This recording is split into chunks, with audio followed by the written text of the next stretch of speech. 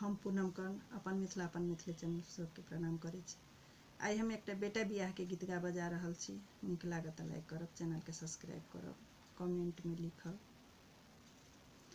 ककर बाजन बाजू गहा गाही, ककर शब्द निशान हे।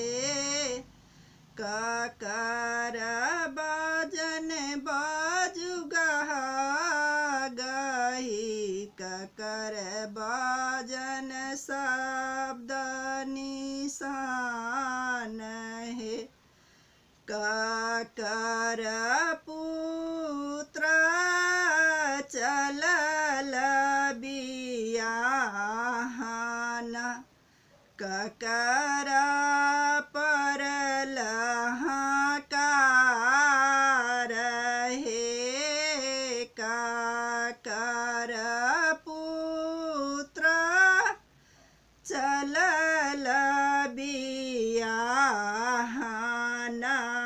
ककर परल हाकार हे।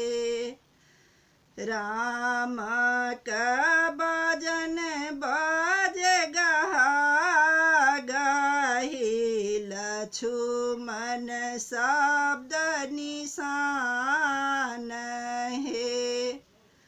राम के बाजन बाजे गहा गाही, लक्ष्मण शब्द निशान हे।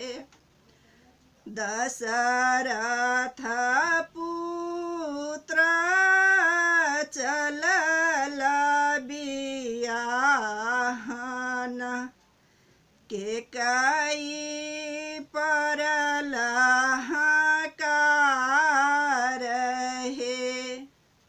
दशरथ पुत्र चलल बियाहन, केकई परल हाकार हे। घर सब बाहर भेली के कई रानी, मन ही मन बिलखाथी हे। घर सब बाहर भेली के कई रानी, मन ही मन बिलखाथी हे।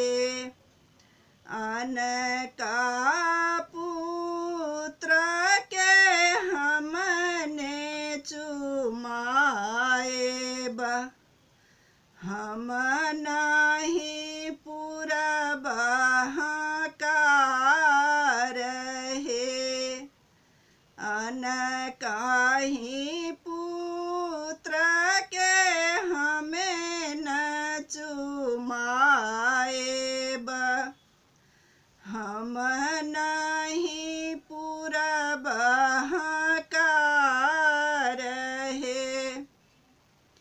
घर सब बाहर भेली रानी कौशल्या, मन ही मन हर खाथी हे।